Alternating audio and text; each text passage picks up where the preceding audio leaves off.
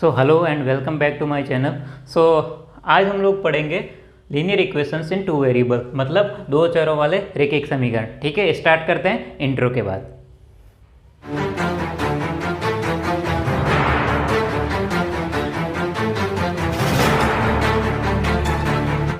जब हम लोग बात करते हैं ना, कोई भी चैप्टर स्टार्ट करते हैं, तो हमेशा की तरह इसमें भी हम लोग समझने का ट्राई करते हैं कि भैया ये जो हम पढ़ रहे हैं, ठीक है, कहाँ से स्टार्ट हुआ और कहाँ तक जाएगा। फॉर एग्जांपल, अगर आपने कोई एक प्लॉट लिया हो, ठीक है, प्लॉट लिया हो, तो ऐसा तो नहीं है कि प्लॉट लेते ही आपने इस पर मकान बनाना स्टार्ट कर लिया हो। ऐसा नहीं करते ना। पहले क्या करते हो, पहले एक बाउंड्री डिफाइन करते हो कि हाँ ये मेरा प्लॉट का बाउंड्री है, ठीक है, और इस बाउंड्री के अंदर मुझे अपना मकान बनाना है। ठीक है, तो वही कंसेप्ट यूज होता है जब हम लोग कोई नया चैप्टर स्टार्ट करते हैं। हमेशा की तरह इसको भी स्टार्ट करने से पहले आपको ऐसा बताएंगे कि आपको एक इंटरेस्ट बना रहेगा, और जब भी आप आगे की जो भी क्लास में पढ़ोगे एक फ्लो बना रहेगा। कैसे करते हैं उसको समझते हैं।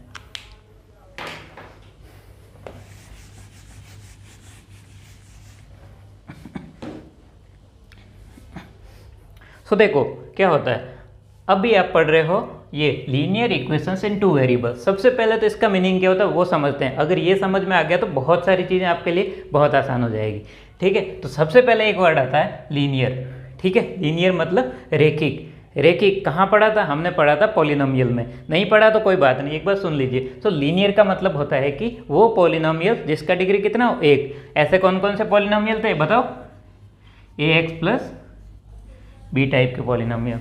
ठीक है, यहाँ से क्लियर हो गया कि हमें क्या पढ़ना है, ऐसे ही पढ़ने हैं, हमें ऐसे नहीं पढ़ने हैं a x square plus b x plus c, इस टाइप के पॉलिनोमियल हमें इसमें नहीं पढ़ने हैं। तो अगर आप चैप्टर को ऐसे ही समझते जाओगे तो चीज़ें बहुत आसान हो जाती है। ठीक है, सो ये हमें नहीं पढ़ना है, हमें क्या पढ़ना है? लीनियर। लीनियर मतलब इसकी डिग्री कितनी होगी? एक। है ना कंसेप्ट? चलो आगे बढ़ते हैं। दूसरा क्या? इक्वेशंस। इक्वेशंस मतलब क्या होगा? समीकरण। कोई भी चीज़ समीकरण कब बनती है? जब हम इक्वल टू जीरो करते हैं, मतलब कि a x plus b equal to zero. तो ये क्या हो गई? ये एक पूरी फॉर्म हो गई इक्वेशन की। हाँ, ये कोई चीज़ है, जब इसको मैं इक्वल टू जीरो करता हूँ तो वो क्या बनती है? समीकरण। अभी तक समझ में आ गया कि हमें क्या पढ़ना? हमें पढ़ना है एक लीनियर रेखिक पॉलिनोमियल पढ़ना है, उसके बाद में उसको इक्वेशन के फॉर्म में पढ़ना, मतलब उसको जीरो के इक्वल करके पढ़ना है। दो चीज़। तीसरा क्या हो गया? टू और वेरिएबल। वेरिएबल मतलब चर। वेरिएबल क्या होता है? जिसकी वैल्यू क्या करती है? वेरी करती रहती है। ये हमने पॉलिनोमियल वाले चैप्टर में पढ़ा था। वेरी करती मतलब क्या? बदलती रहती है। ठीक है, और वेरिएबल को हिंदी में क्या बोलते हैं? चर बोलते हैं। ठीक है, कई लोग समझेंगे ये क्या सुर और असुर वाली बातें कर रहे हैं। नहीं, वो नहीं, ये चर है, और जो कांस्टेंट होता है उसको हम लोग क्या पढ़ते हैं?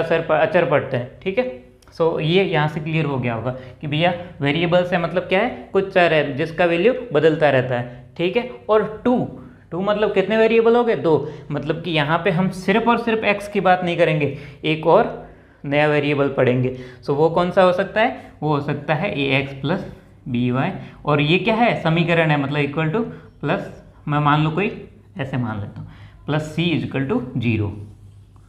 ठीक है, यहाँ से चीज़ें क्लियर हो गई कि मेरा डिग्री है, वो जो वेरिएबल है उसका डिग्री कितना है? एक है, मतलब कि ये क्या होगा? लीनियर। उसके बाद में क्या था? इक्वेशन, मतलब इक्वल टू जीरो। उसके बाद में क्या? टू वेरिएबल्स, मतलब दो क्या? वेरिएबल्स। तो भैया हमने लिया एक्स और वाई, दो हो गए वेरिएबल। बड़े आराम से समझ में आ गया हो कि हम लोग क्या पढ़ते हैं। जब हम लोग ऐसी हेडिंग पढ़ते हैं ना खतरनाक सी, तो लगता है कि नहीं समझ में नहीं आया, पता नहीं क्या है। फिर हम लोग याद करते हैं प्रॉब्लम्स को, हम लोग ऐसा सोचते हैं कि हाँ चलो एक काम करते हैं, ये चलो कोई बात नहीं, इसमें सॉल्व कैसे करना वो सीख लेते हैं। अगर उतना सीख गया तो मार्क्स तो आ ही जाएंगे, पास तो हो ही जाएंगे, पास हो जाओगे। लेकिन जब आप 10th में जाओगे फिर आपको वही करना पड़ेगा।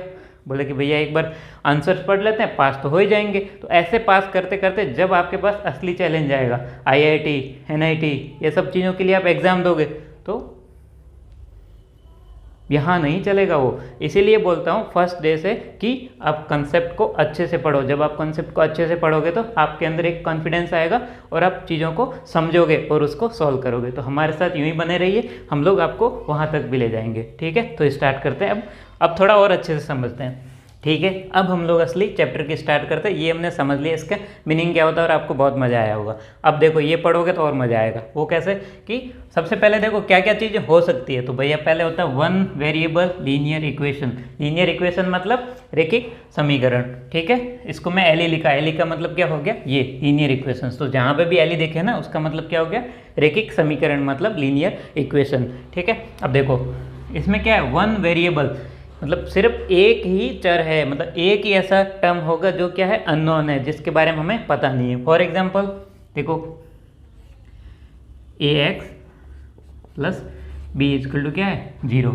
तो इसमें क्या है, देखो वन वेरिएबल, वेरिएबल मतलब एक्स, तो वेरिएबल कितना है, एक है, तो ये हो गया वन वेरिएबल। और इक्वेशन जहाँ पे लिखते हैं वहाँ इक्वल टू 0 लिखते हैं, या फिर इक्वल टू कोई टर्म होता है तो जैसे इस टर्म को इधर लाते हैं इक्वल टू 0 हो जाए, मतलब इस फॉर्म में सेट हो जाते हैं, उसी को इक्वेशन बोलते हैं। लोग सब कुछ आता है, आपको प्रॉब्लम सॉल्व करना भी आता होगा, सब कुछ आता होगा, आप क्लास 10th में होंगे, जिस क्लास में भी होंगे, लेकिन आपको ये सब चीज़ें जब तक आदत नहीं पड़ेगी ना कि इसका मीनिंग क्या होता है, तब तक आप हमेशा चीज़ों को रटने का कोशिश करोगे, कभी समझने का कोशिश नहीं करोगे। सो मेरा काम यही है कि मैं आपको ऐसी हैबिट दिलाऊं कि आप चीज़ों को समझो।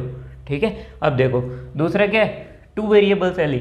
अब हमें पता है वन वेरिएबल एली ऐसा होता है, टू वेरिएबल एली अभी देखा था जो इस चैप्टर में हमें पढ़ना है, टू वेरिएबल्स एली, ये हमें पढ़ना है इस क्लास में।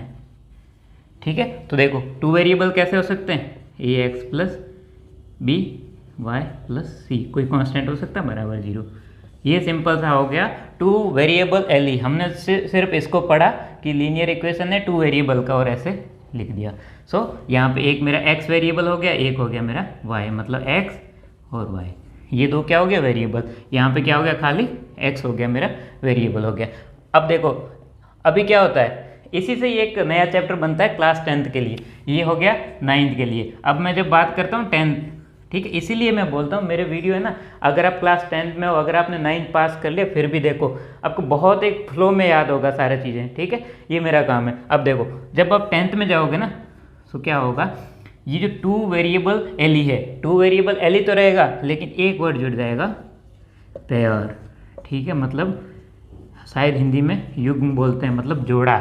ठीक है, तो क्या होगा कि अभी ये एक इक्वेशन थी, अभी क्या होगा, दो इक्वेशन हो जाएगी। कैसे होगी कि a x plus b y, मतलब a one x b one plus c one equal to 0, ऐसे ही होगा मेरा दूसरा a two x plus b two y plus c two equal to 0। So ये होगी एक इक्वेशन, ये हो गई दो इक्वेशन। मतलब कि ये एक एनसीईआरटी ने पूरा फ्लो बना रखा है, क्या कि अब आप 9th में पढ़ोगे कि भाई टू वेरिएबल जो लीनियर इक्वेशन होती है ना, उसके क्या क्या फॉर्म हो सकते हैं, उसको हम लोग कैसे उसके सॉल्यूशंस निकाल सकते हैं, कैसे उसके हम ग्राफ में प्लॉट कर सकते हैं, और कैसे अगर कोई एक्स और वाई के पैरेलल है उसको कैसे बताएंगे। बात किसकी करनी है, खाली एक एक इक्वेशन की बात करनी, पैर की बात नहीं करनी। पैर हम लोग पढ़ेंगे क्लास 10th में, मतलब इसकी नेक्स्ट सीरीज में।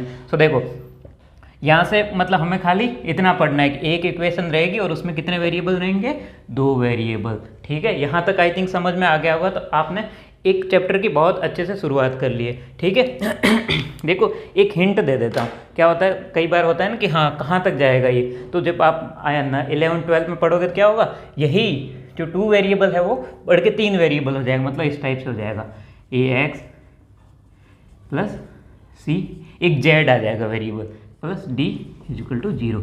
सो बताओ इसको आप कैसे नाम दोगे। अब आपको ये भी समझ में आ गया हो कि मुझे इसको नाम कैसे करना है। तो सबसे पहले देखो सबकी हाईएस्ट पावर कितनी इस पॉलिनोमियल में, जो वेरिएबल है उसकी एक, मतलब क्या हो गया, लीनियर। ठीक है, मतलब क्या हो गया, रेखिक हो गया। एक चीज़ यहाँ से समझ में आ गई। अब बताओ इसमें कितने वेरिएबल है, इसको मैं y दे देता हूँ। ठीक है, 1 2 और 3, ठीक है, 3 वेरिएबल है।